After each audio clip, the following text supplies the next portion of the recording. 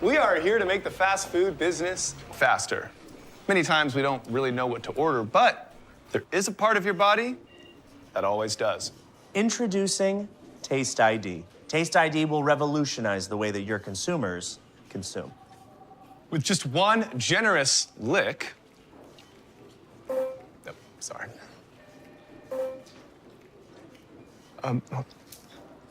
There we go. Taste ID will create and order exactly the combo you would like to eat. And apologies, there's just the one prototype, so you'll just feel free to share.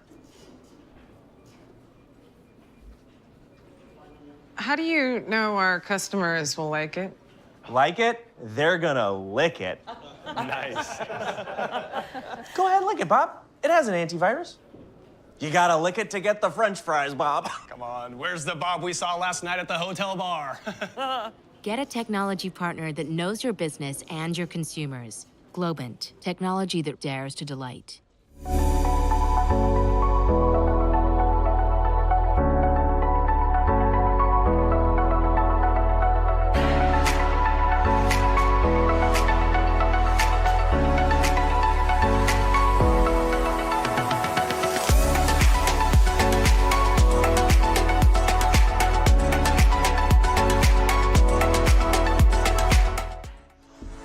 Have you wondered about the power of reshaping an industry from within?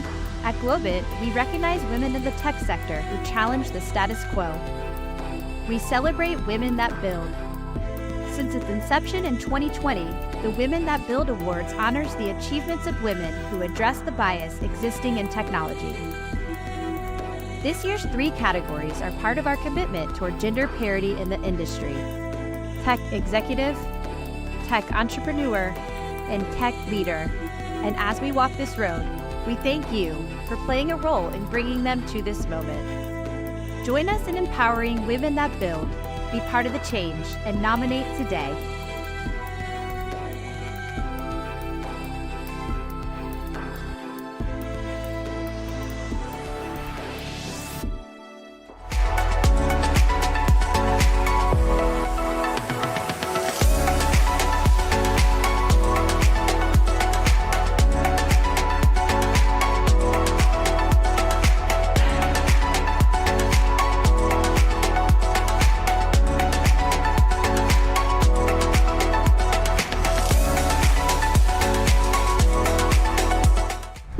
We dare to go faster.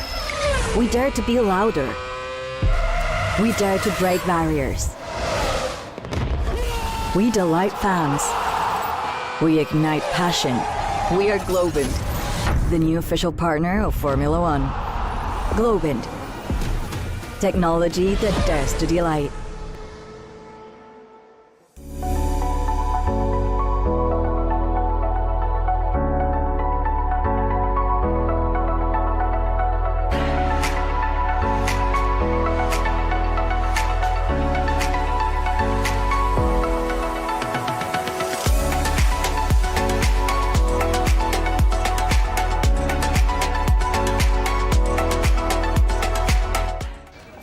We are here to make the fast food business faster.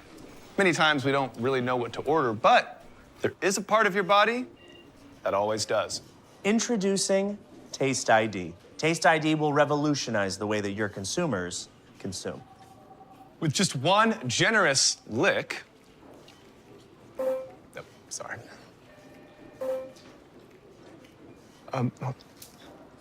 There we go. Taste ID will create and order exactly the combo you would like to eat. And apologies, there's just the one prototype, so you'll just feel free to share. How do you know our customers will like it? Like it? They're gonna lick it. Nice. Go ahead, lick it, Bob. It has an antivirus. You gotta lick it to get the French fries, Bob. Come on, where's the Bob we saw last night at the hotel bar? Get a technology partner that knows your business and your consumers. Globant, technology that dares to delight.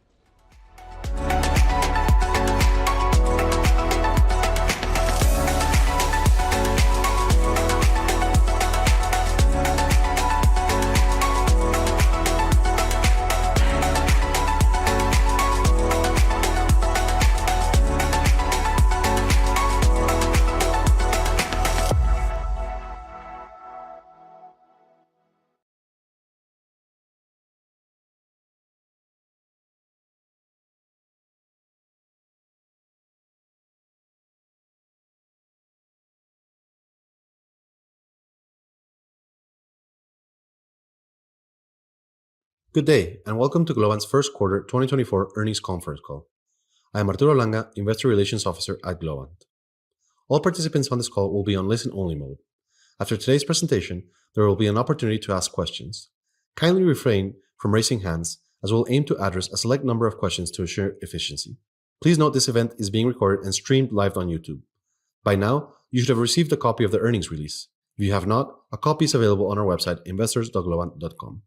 Our speakers today are Martín Migoya, Co-founder and Chief Executive Officer, Juan Urtiague, Chief Financial Officer, Patricia Pomias, Chief Operating Officer, and Diego Tartara, Global Chief Technology Officer. Before we begin, I would like to remind you that some of our comments on our call today may be deemed forward-looking statements. This includes our business and financial outlook and the answers to some of your questions. Such statements are subject to the risks and uncertainties as described in the company's earnings release and other filings with the SEC. Please note that we follow IFRS accounting rules in our financial statements. During our call today, we will report non-IFRS or adjusted measures, which is how we track performance internally and the easiest way to compare Globant to our peers in the industry. You will find a reconciliation of IFRS and non-IFRS measures at the end of the press release we published on our Investor Relations website announcing this quarter's results. I'd now like to turn the call over to Martín Migoya, our CEO. Good afternoon, everyone. I'm Martin's AI-created digital twin. Let's get started with our first quarter's results. Revenue reached $571.1 million, representing a 20.9% increase year over year and above the guidance we provided last February. We are very happy to deliver another quarter of industry-leading growth. As Juan will mention later on, our expectations for the year continue to support a strong 2024 and solid exit rates going into 2025. At Globant, we are confident in our resilience despite macroeconomic uncertainties. With our diverse capabilities and authentic culture, we have become experts in growing our market share. Geopolitically speaking, we benefit from our geographic footprint with a leading presence in Latin America. It's a region free from international security threats, as well as being democratically vibrant, culturally open, entrepreneur-focused, and with no religious conflicts. All of this has put us in a forefront position, outpacing other players in the industry. It's important to consider that when we analyze Globant, we take into account our own performance, partnerships, product quality, and team, rather than comparing ourselves to average companies, industry benchmarks, or sector performance. In the current scenario, where most IT services firms are struggling to deliver decent growth, we expect to achieve mid-teen top-line growth for 2024 and foresee ample runway beyond. We're going to reinvent this industry that's stuck in the 90s, all while creating memorable and beautiful products that dare to delight. Moving forward, we envision 4 growth drivers for our business. 1, our expanding market and the demand for our services. 2, the revolutionary impact of AI across every global industry and how we can lead the implementation. 3, our specialization with our studio networks and our presence in exciting growth sectors including media, entertainment, the creative industries, sports, and many others. And 4, our geographic scale and presence in key regions. Let me double-click on each one. First, our expanding addressable market. The trends in AI adoption and generative AI only continue to accelerate, with annual IT spending estimated to reach $1.5 trillion this year, and up to $2.3 trillion by 2028, according to Gartner. According to the IDC, spending on generative AI alone is set to double in 2024. Our conviction is that the benefits from generative AI are only beginning to materialize. We've seen major inroads in customer service. At some of the more innovative companies, 2/3 of the customer service conversations are already handled by Gen AI-powered agents, with customer satisfaction on par with live chat, leading to a drop of repeat inquiries by 25%.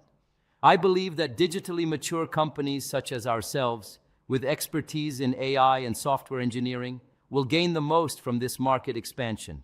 We are primed to deliver groundbreaking experiences, blend physical and digital realms, and drive loyalty like never before.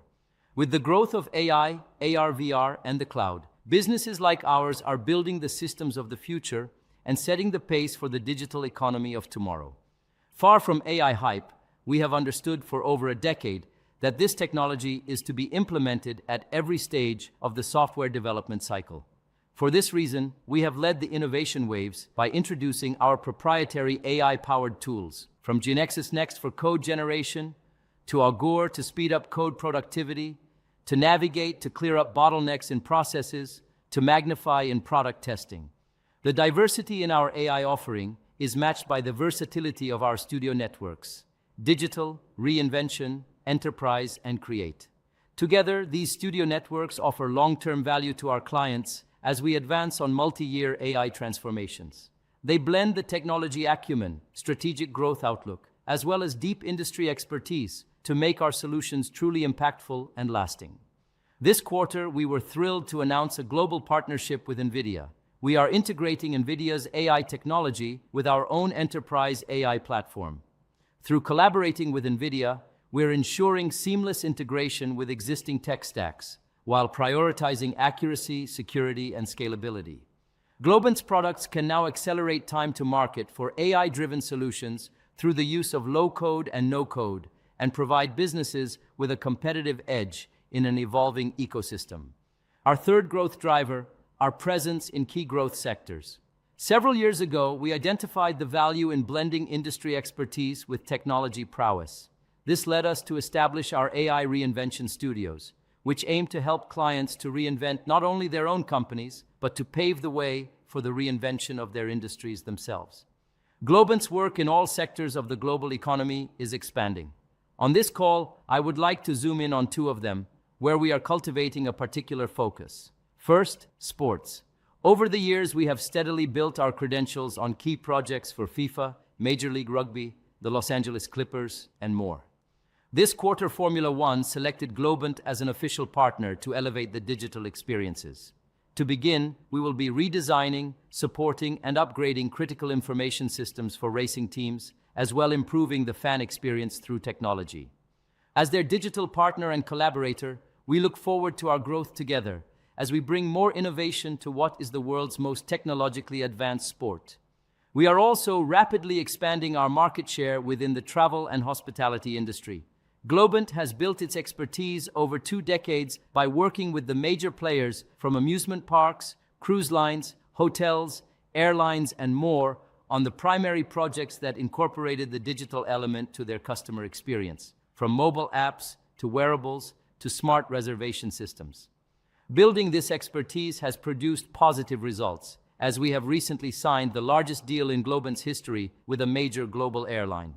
The Globant difference is that our teams do not work with our clients exclusively on current delivery, but instead build into the future, transferring capabilities and know-how. Pato, our COO, will elaborate on our industry growth across different verticals later. Our fourth growth driver is our opportunities presented by our geographic scale. Now, in 33 countries, we have the right presence in both talent and client markets that are resilient and growth-oriented in this time of macroeconomic and geopolitical uncertainty. First, Latin America, the region where we were born and currently home to 69% of our workforce. In Latin America, the IT services sector is expected to grow 11% in 2024. By 2027, the region's 5,000 largest companies may spend an estimated 25% of their budget on IT, according to Gartner. As the only global tech player from here, we already have a presence in 14 out of the top 15 cities for technology talent, and we are the employer of choice in the region. We also see strong business opportunities in the Middle East, with its emerging economies that seek to transform themselves through developing sectors, including tourism, entertainment, real estate, and others, all of which Globant has demonstrated its industry expertise. Our Connected Experience Studio enables us with the expertise to focus on phygital customer satisfaction as we compete to participate in many of the region's human-focused mega projects such as smart cities, amusement parks, aviation, wellness, and luxury apparel. With less than 3 years in the region, we are already working with nearly 20 clients. I'm pleased to see that Globant's hard work over this past quarter has been recognized by the industry. Everest Group named Globant as a star performer and leader in the Software Product Engineering Peak Matrix Assessment for 2024. It showcases the significant growth we've experienced in recent years in knowledge and offerings. Together with Rockwell Automation, our client for 6 years, we were recognized at the Digital Engineering Awards. This was spearheaded by Globant's Sustainable Business Studio, which released a groundbreaking sustainability calculator, meticulously back-engineered to quantify energy, waste generation, and CO2 emissions in repairing industrial automation assets versus buying new ones. We're particularly proud of this award because it's a mark of how we can not only make a difference for the top and bottom lines for our clients, but also have a positive impact on the environment as well. Now, to some changes to our board. After 12 years as a trusted advisor and board member, I'm sorry to see Phil Odeen go. With 7 decades of leadership experience, he was the rock of sound insight to Globant. We'll miss you, Phil. I am also excited to welcome new members to our board, Andrew McLaughlin and Nicolas Agustin. Andrew brings a wealth of experience in tech startups, venture investing, and digital rights advocacy. Co-founder of Higher Ground Labs and senior advisor at Sandbox AQ, Andrew is a multifaceted leader. His career expertise spans from improving urban construction methods to AI and quantum technologies applied to cybersecurity, healthcare, and financial services. His experience has brought him to many leadership roles, including Executive Director of the Tsai Center for Innovative Thinking at Yale University, Deputy Chief Technology Officer of the United States during the Obama administration, among many others. He brings invaluable insight to our team. Nicolas Agustin has a distinguished career spanning 3 continents and various leadership roles in finance and global markets. Formerly the CEO of Hong Kong Exchanges and Clearing, CEO of JP Morgan Asia Pacific, Nicolas has consistently executed on a global growth vision. I'm looking forward to his counsel as we expand in Asia, a key growth market for Globant. I'll close out with a special message to our Globers, who are the essence of Globant's authenticity and our different way of doing things. Their perseverance and creativity is the difference that makes us partners for our clients rather than suppliers. Our global presence, smart technologies, and deep industry expertise will reinforce our leadership going forward. We have a robust pipeline of prospective clients, and we look forward to sharing their transformation stories with you in the future. With that, I'll hand it over to Diego to expand on our exciting technology offering. Thanks, Martin. It's good to be back. Our studio networks continue to develop as ecosystems that organize, showcase, and streamline Globant's capabilities. What most defines Globant at this key time in our evolution is our expanding optionality, range of the services we create. Our reinvention studios continue to expand their offerings now with services focused on AI, reflecting how AI is changing the landscape across every single industry. In our healthcare AI reinvention studio, we are working with a global company that focuses on women's health. We are deploying a specialized team from all studio networks with expertise in pharma, AI development, creativity, and Salesforce, combined with our Globant X platforms to accelerate AI developments. The ongoing service consists in gathering digital insights, crafting the omnichannel strategy, creating the medical content, and as a consequence, engaging customers through digital channels. This service kicks off a new go-to-market model, digital and AI first. This new method will enable the company to propel brand awareness and results while scaling to other markets and products in an agile way. This project is iconic for Globant as we are deploying not a technology service, but a business partnership to push the envelope of results with our own autonomy and responsibility for brand performance. Within the Sports AI Reinvention Studio, we are proud to be working for the International Olympic Committee. Globant will be providing the technology behind the IOC's new fan engagement platform.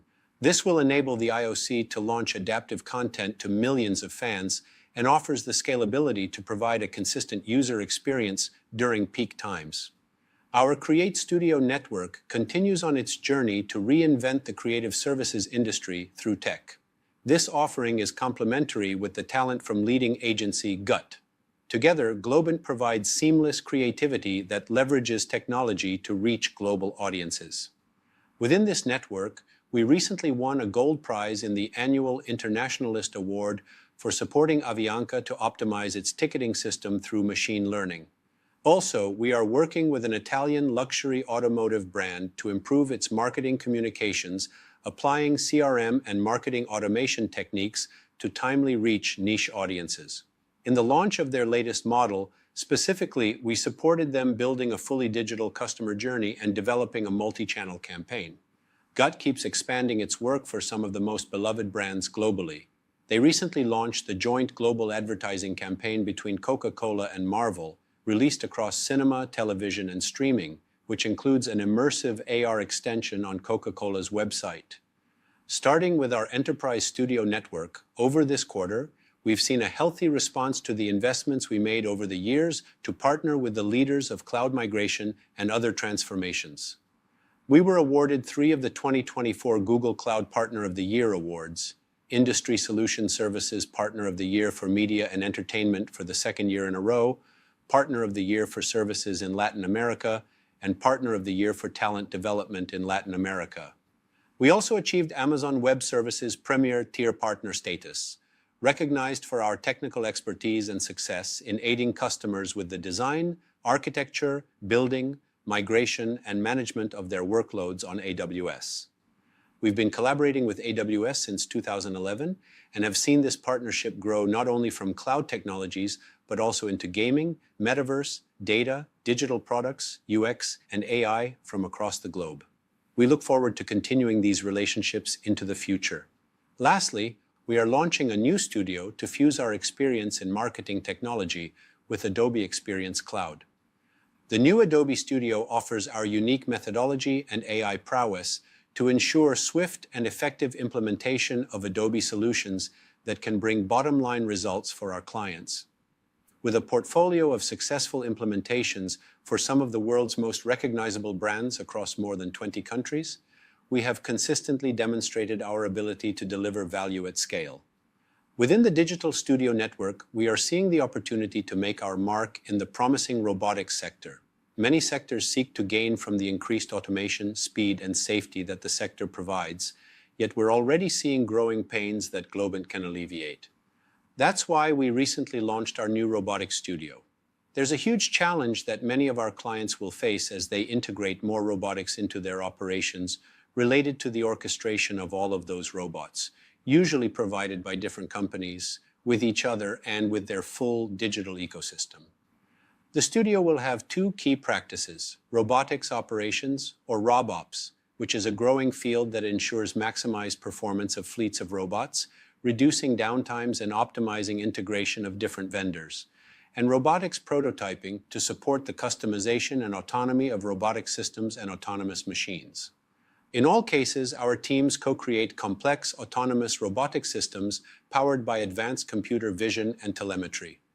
Globant will leverage a larger trend where robotics is central in connecting the physical world with the digital realm, incorporating elements of the Internet of Things, artificial intelligence, and process optimization. Lastly, let me share another example on how we are leveraging our signature digital products. One of our clients, a major US retailer with annual sales of over $12 billion, has implemented Magnify, our AI-powered testing platform from Globant X.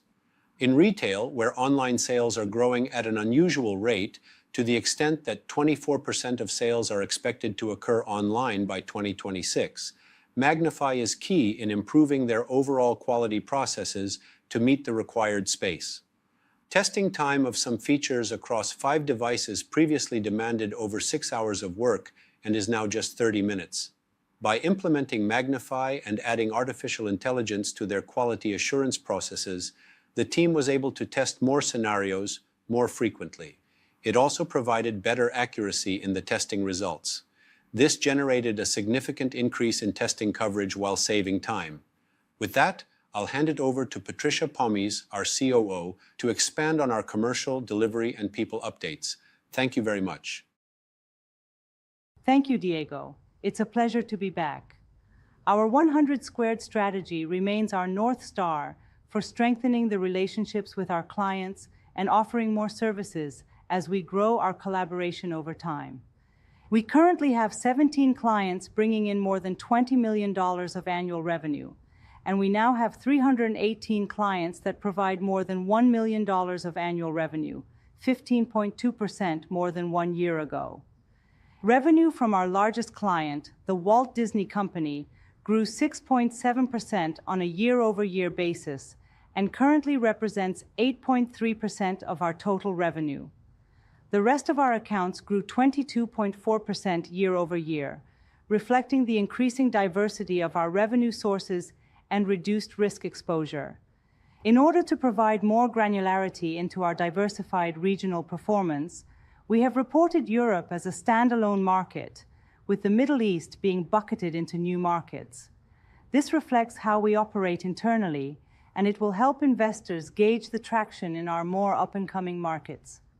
In Q1 this year, 56% of our revenue came from North America, 22.9% from Latin America, 17.2% from Europe, and 3.9% from new markets, a region that encompasses our efforts in the Middle East, Asia, and Oceania. Europe is the top gainer, growing by 56.1% year-over-year and 6.6% quarter-over-quarter.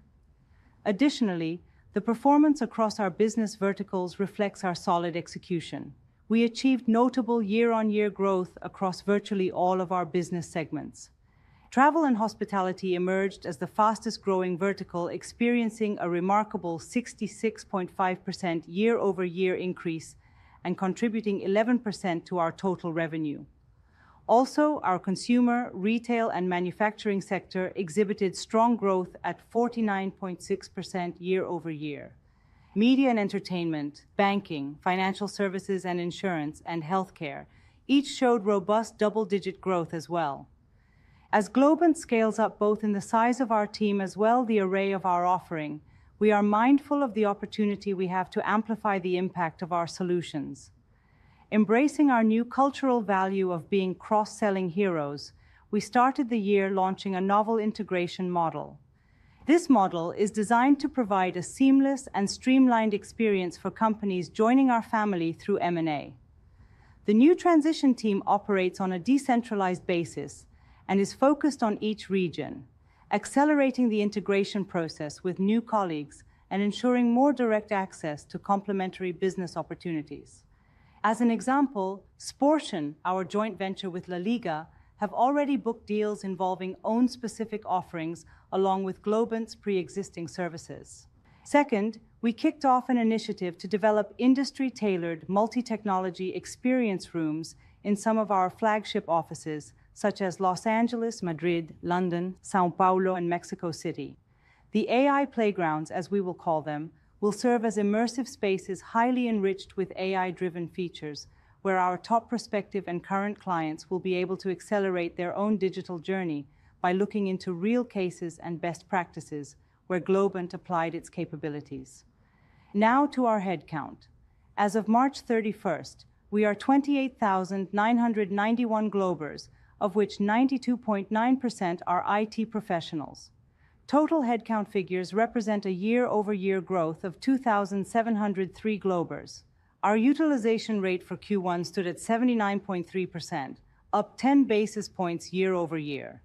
This quarter, I'm pleased to announce that Globant is now in the Philippines, further strengthening our global footprint. Our attrition rate over the past 12 months is 8.2%, 6.3 percentage points lower year-over-year. As our company grows, we are not only expanding our reach, but also constantly evolving our ways of working to foster autonomy, collaboration, and innovation. During the last earnings call, I showcased different AI-powered platforms such as Geno and Sensei, which have revolutionized the way we assemble our teams and bolster Globers' skills. Now, through the lens of AI, we have an unprecedented opportunity to reinvent the agile approach that has so strongly shaped software development. A team of our most experienced agilists is working to redefine the rules of agile itself in a concept we call cognitive agile practices. Already piloted in projects along the banking industry, where we are testing a more dynamic delivery system due to the acceleration of growing digital ecosystems, we are seeing positive increases in response time and client satisfaction. Cognitive agile practice is all about working toward customer purpose rather than in structured project goals. I look forward to sharing more with you as this method's application grows. Regarding our community, our role remains strong. Launched in 2020, our Code Your Future initiative is aimed at creating a pathway for more people, particularly women and socioeconomic minorities in developing countries, to enter the technology talent market. We have already trained 12,000 people through this initiative, and we are now announcing 1,250 new scholarships. Finally, we launched the 5th edition of Women That Build Awards. This initiative spotlights the female role in tech with the objective of inspiring more to take the giant leap in their careers, academics, or entrepreneurial projects. To date, we've evaluated over 6,000 candidates from over 50 countries, garnering more than 310,000 votes, the support of more than 150 organizations, and the participation of 240 international judges. Now let me introduce Juan, our CFO. See you all in some minutes for the live Q&A. Thank you. Thank you, and good afternoon, everyone. I am glad to be back here with you to discuss this quarter's results. In a complex macro and industry environment, we are confident Globant is on track to deliver another year of industry-leading results. Our first quarter revenues reached a milestone of $571.1 million, a remarkable 20.9% year-over-year growth, and above the guidance provided to the market.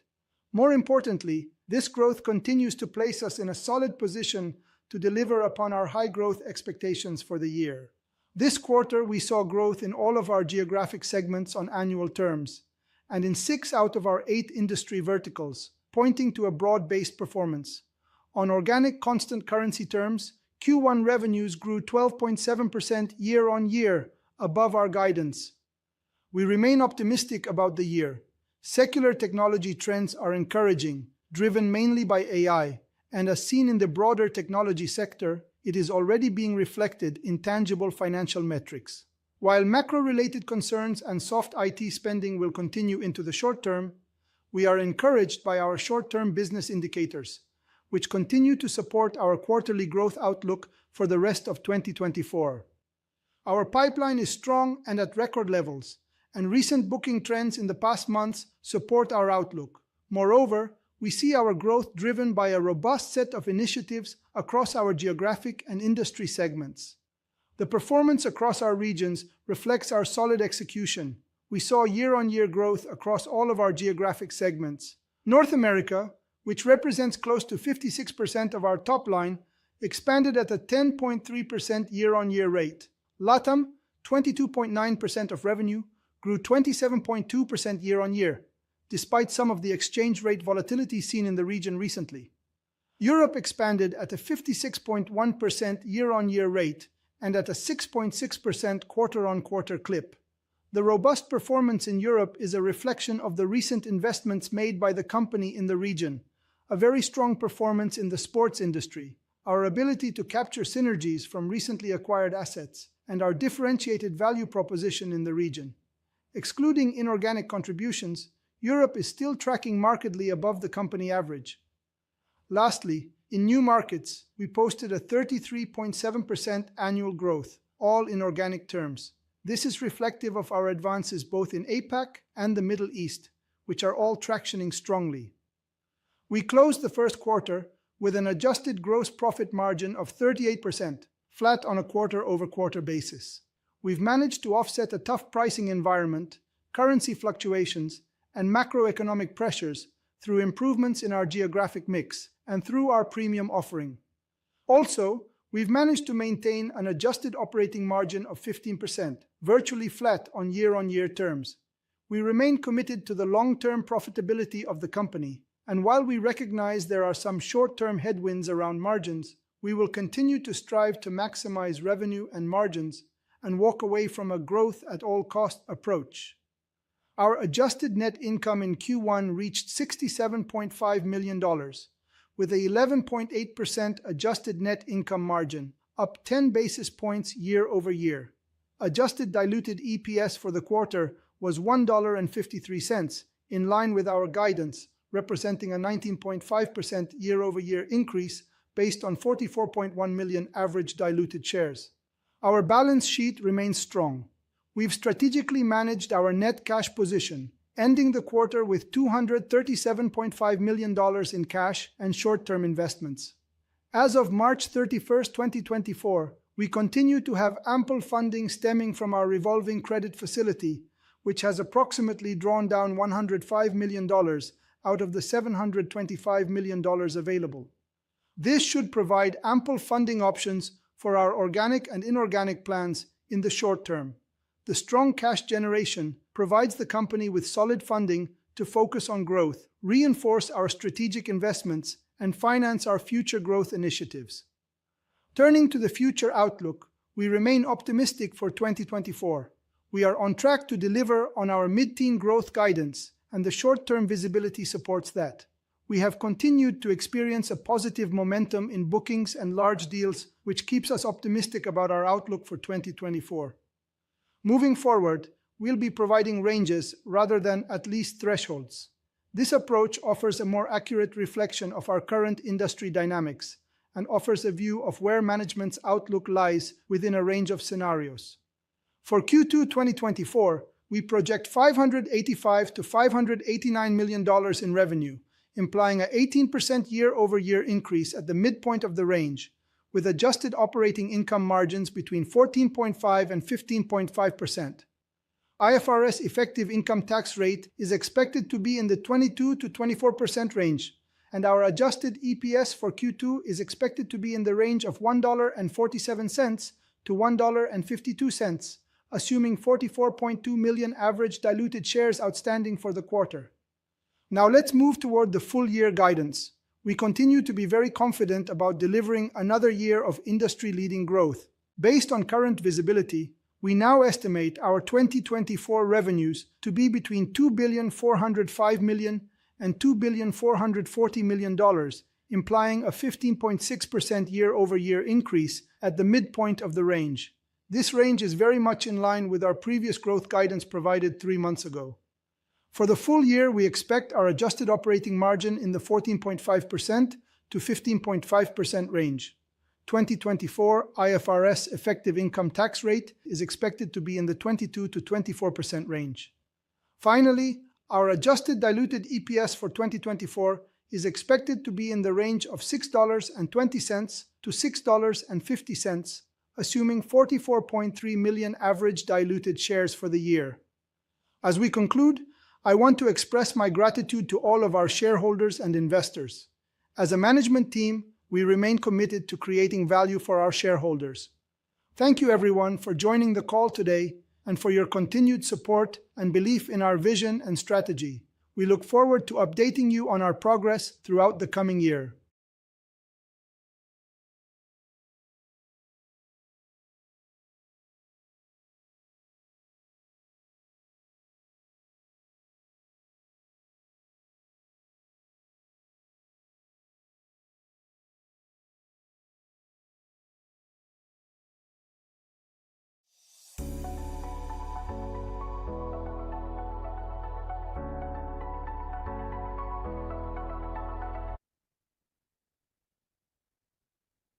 Thank you, Juan, and hello, everyone. It's good to see you again. So as we go through the Q&A section of this call, I will first announce your name. Then please ask your question, and afterwards, please mute your line. Also, I would like to ask everyone to please limit themselves to one question so we can get everybody in. Thank you very much. So the first question comes from the line of Tien-Tsin Huang from JP Morgan. Tien-Tsin, your line is open. Please go ahead. Hi, good to see you guys.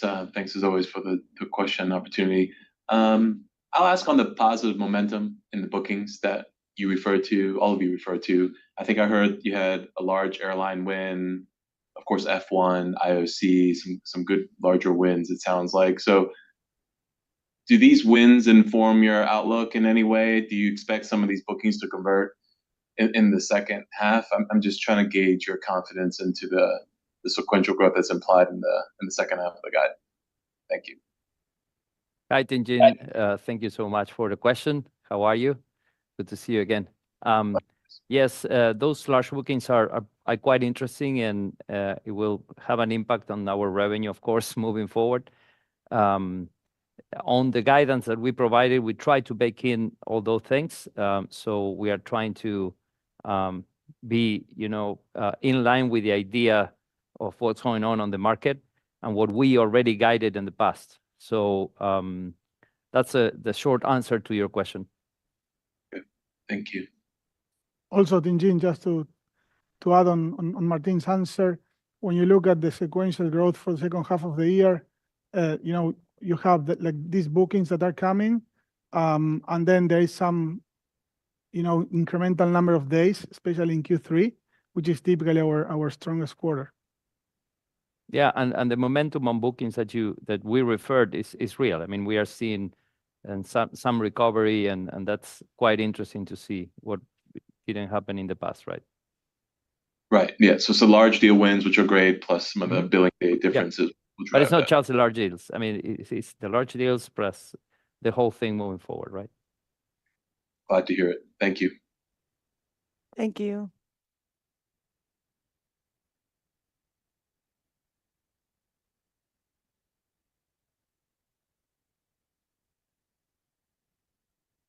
Thank you, Tenzin. Our next question comes from the line of Moshe Katri from Wedbush. Moshe, your line is open. Please go ahead. Hey, thanks. And again, congrats on very strong results again. So some folks are kind of concerned that AI is actually decisions related to AI or AI deployment is actually impacting overall spending or maybe pausing spending in general. Are you seeing that in your business? I mean, from our perspective, it seems that it's going to be more of an accelerated than anything else, but maybe some color there could help. Thanks a lot. Sure, Moshe. Thank you so much for the question. How are you? I will answer the first portion, and then I will let Diego to answer the second one. I see that there's in the same way as happened when the mobiles appear and the digital transformation got triggered. First, people adopted mobiles, and then digital transformation was the answer of enterprises adopting that technology to be closer to their customers and connect in a more emotional way. And that was the whole thing that happened during the digital transformation. In the same way, what's happening today is that people already adopted AI. And you see, on the latest release of ChatGPT 4.0, above 100 million users are using every day that technology. And that will trigger, and that know-how, that collective know-how, will trigger like massive transformations on the companies too. I mean, every single sector in the company will need to adopt that new technology. That will yield to multi-year transformation programs for pretty much every single company. Now, at which speed that happens, and we have been repeating this since many quarters ago, the speed may differ. We're seeing some projects that are becoming reality, and they're going into production, going into scale in some of our customers. In the quarters before, we saw like more exploratory projects. We'll still see those exploratory projects, but now a little bit more of those projects enter into production.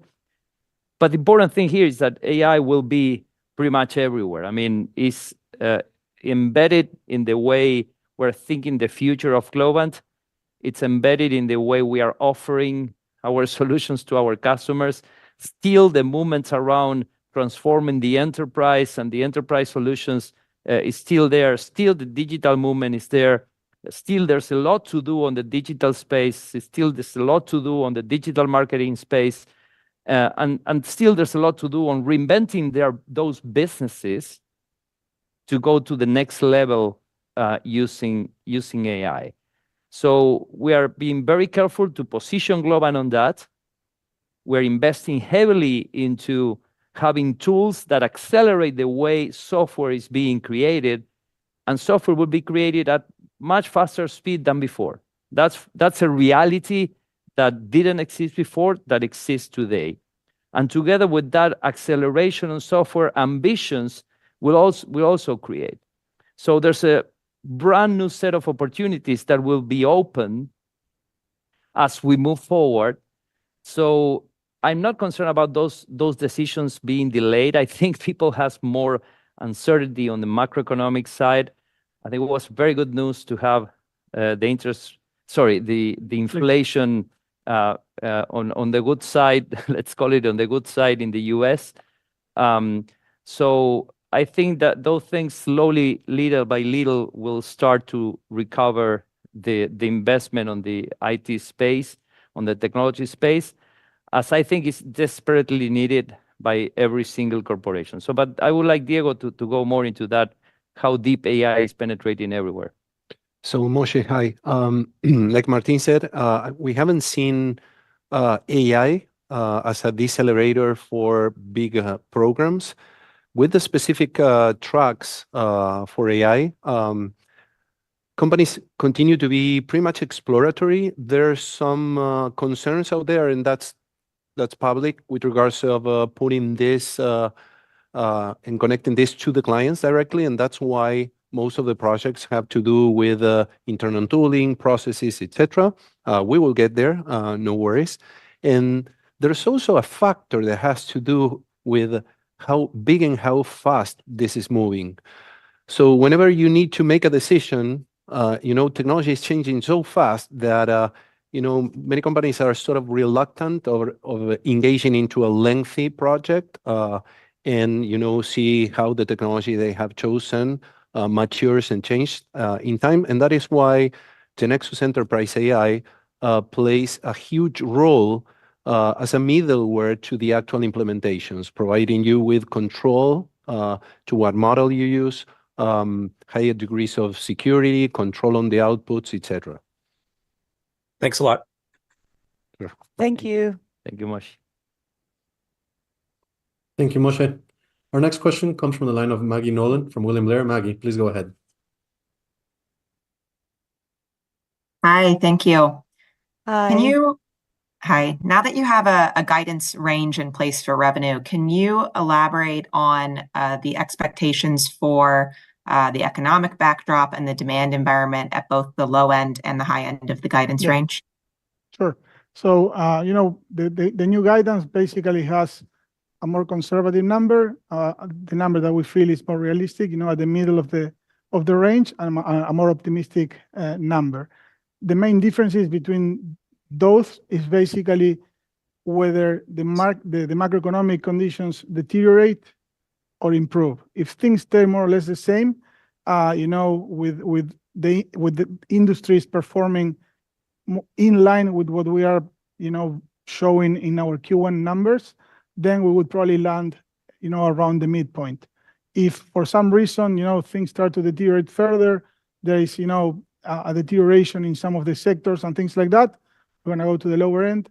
If things start to recover a little bit faster, we see some recovery in tech, we see some more recovery in professional services, then we can end up towards the upper end of the range. Thank you. Thank you, Maggie. Thank you, Maggie. Thank you, Maggie. Our next question comes from the line of Brian Bergen from TD Cowen. Brian, please go ahead. Hi, all. Good to see you. Hey. Maybe I'll try margin. So maybe can you talk about what the incremental pressure points have been here since last quarter? How much of this has purely been FX versus the competitive markets, and the levers you may have to help offset it as you go through the year? Understanding you revised the outlook, but what are you leveraging to help offset some of the pressures? And also, Juan, just anything as you think about beyond this year, any change in the overall profitability, anything to be aware of? Yeah, sure. Thank you, Brian, for the question. So in terms of operating margins, we moved the guidance from 15 to 16 to 14.5 to 15.5. Basically, what we are seeing there are two things. We are not seeing any improvement on the FX side. Colombian peso, Mexican peso, and some other currencies continue to be very, very strong against the dollar. And, the utilization number for Q1 was slightly below where we expected. And, we plan to maintain that number. Hopefully, we would like to improve it, but we're planning to maintain, our Globers thinking on the recovery that we are starting to see in some of the industries. The recovery that we are already seeing heading into Q2 where the sequential growth is back and at 2.8%, and also the recovery in the third quarter and fourth quarter on a sequential basis that we are estimating based on the bookings that we have just announced recently. So that might result in margins being more towards the 15% number, and that's why we decided to move a little bit the range. Again, we are not assuming any improvement on the FX side, and I think that it's important for us to continue working in the way we're working, where we want to grow, but not at any cost, right? We need to protect our margins. This is a long-term game, and we need to protect margins as much as we can. Okay, very good. Thank you. Welcome. Thank you. Now our next question comes from the line of Jonathan Lee from Guggenheim. Jonathan, please go ahead. Great. Thanks for taking our question. How should we think about the visibility you have into project ramps for the remainder of the year? And what in your customer conversations gives you confidence around bookings conversion and realization through the remainder of the year, given some of the project delays we've been seeing across the industry?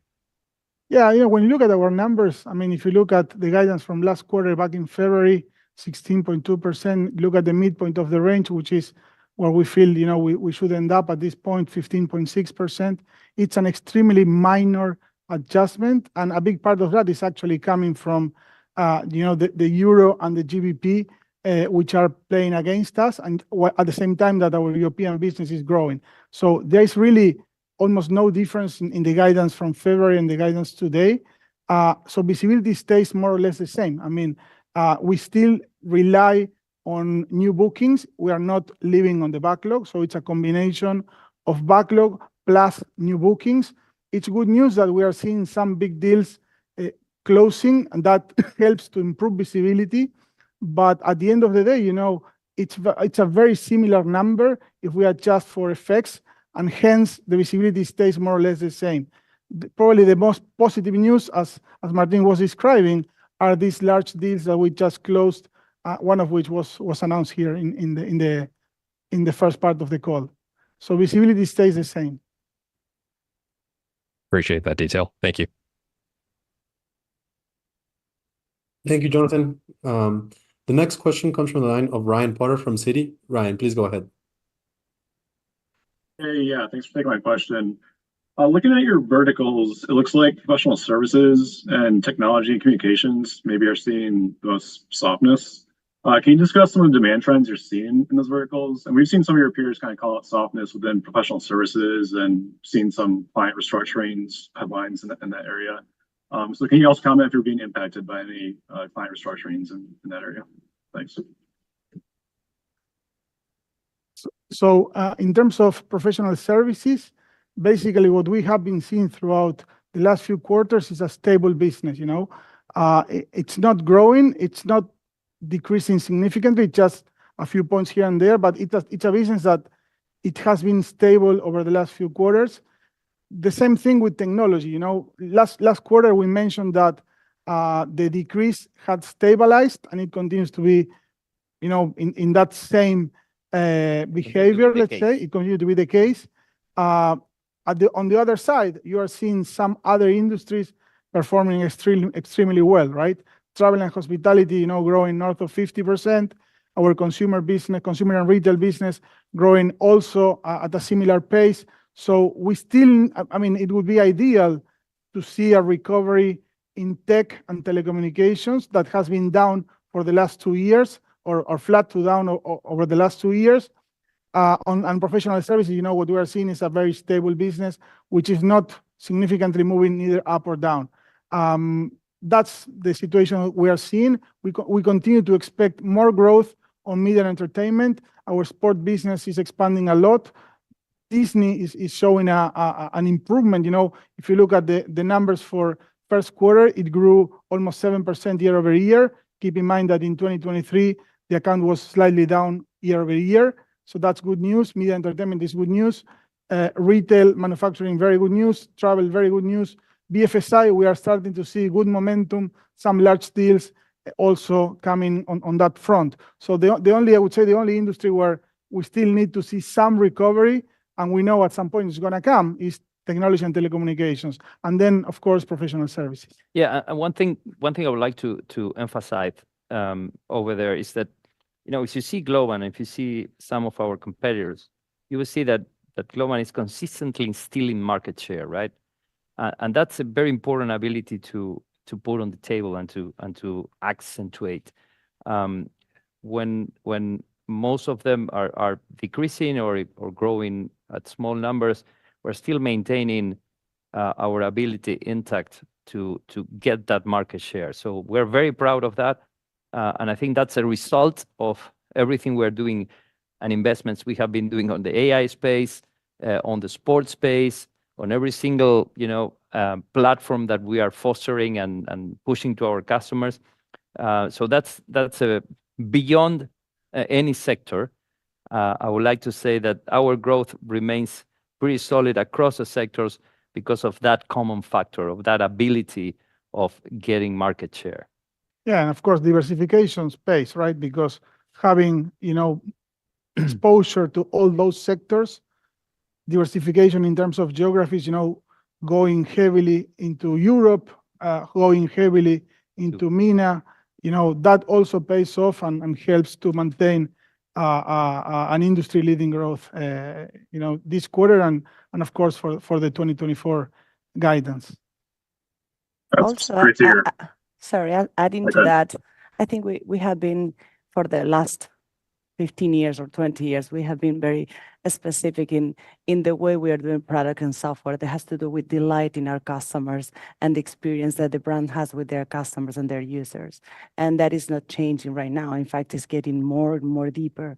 So that special place where Globant is right now is what is giving us the way to growing in different kind of strategies and verticals. For example, as Juan was mentioning, in new markets, we have the same objectives of trying to build a new way of connecting with consumers, a new way of connecting with citizens. So the expertise of Globant is going beyond what we can do. So I think that Globant has been building across the last couple of years different kind of offering and values and technologies and products that are giving result right now in different industries. Also, the partnerships that we announced in this earnings call and the last one has to do with that, right? With how we engage with the customers, how we're going to make different experiences and better experiences in the way we are using and transforming the way. Oh yeah, and see it's being reflected in impressive growth rates here. Thanks again. Thank you. Thank you. Thank you. Thank you, Ryan. Our next question comes from the lines of Divya Goyal from Scotia. Divya, please go ahead. Your line is open. Thank you, everyone. So I just wanted to get some color on the geographic growth. You did mention that you set up an office in Philippines. I noticed there has been some sequential decline in US. It's sort of like stayed at the 10% mark over the past few quarters. I'm just trying to understand, are you seeing the same trend for outsourcing? And do you anticipate automation and outsourcing to actually drive an upside to this margin impact that you're seeing in your margins in the shorter term?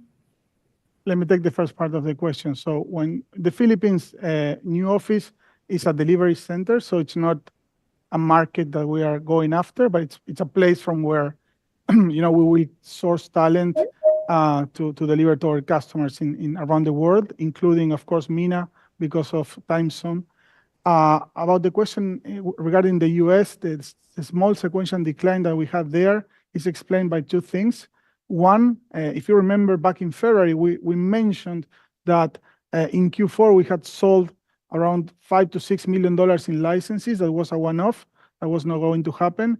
If we exclude that effect, the other effect that we are seeing is our professional services business, our technology business, which is primarily in the US.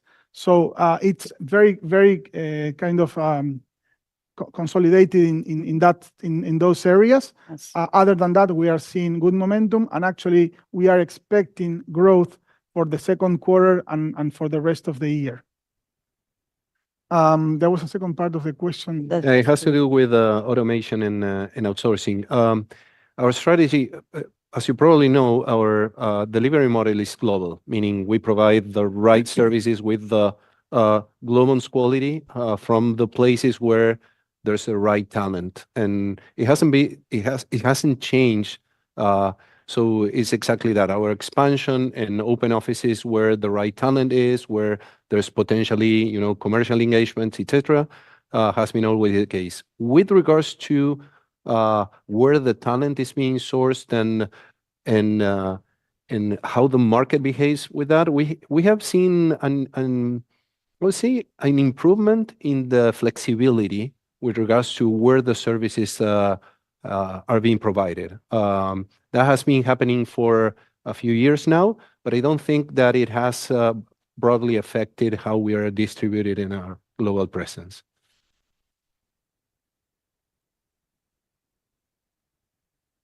Thank you. Our next question comes from Thank you, David. Thank you, Divya. Our next question comes from the line of Arvind Ramani from Piper Sandler. Arvind, please go ahead. Hi. Thanks for fitting me in. I just had a couple of questions on on your just overall shape of the rest of the year. I mean, kind of doing some simple math here. You get to like about 6% sequential growth for the 3Q and 4Q, and that should get you to a good kind of full year number. But obviously, it's not going to be exactly the same. But if you can give us some color, do you expect like 3Q to be stronger or 4Q to be stronger? And then the second thing is depending on some of these new ramps, is there potentially upside, or are they just fully embedded in existing guidance? So the current guidance at the midpoint is basically what we are expecting and includes the current bookings that we announced and that we closed earlier in the year. When you look at the cadence in terms of growth, for the second quarter, at the midpoint of the range, the sequential growth is 2.8%. Q3 has almost 2 more days, and the implied or the number that we are estimating for Q3 is around slightly above 5% sequential growth. And then the number that gets implied in terms of sequential growth for Q4 is around 4.5%. That's how the year is built. We don't need to go to, at the midpoint of the range, we don't need to go to the 6% that you were calculating. So it's a little bit lower than that. And those are the numbers, Arvind. Thank you. Okay. Thank you. Thank you, Arvind. Our next question comes from the lines of Tyler DuPont from Bank of America. Tyler, please go ahead. Hi, good afternoon. Thanks for taking the question. I wanted to just ask about demand trends since the last call. Given the call it 65-ish basis points tweak in top line guidance at the midpoint, just sort of curious if you can discuss sort of what the main drivers are there. Would you say it's more driven by a slowdown in clients just releasing budget dollars to actual spend, or are their clients actually changing sort of the scope of certain projects? Any other dynamics there worth considering? And just given where we are right now, what do you need to see from sort of a macro standpoint to gain confidence with sort of bottoming out and sort of entering this upward inflection in demand? Thank you. Thank you so much, Tyler. How are you? So I believe that demand has improved in the last few months. The only question mark that remains there is that all these bad situation that was created while the inflation last month was going up or not going down as fast as expected, so on and so forth. I tend to, what we are seeing at Globant is that bookings are improving as opposed to what was happening before.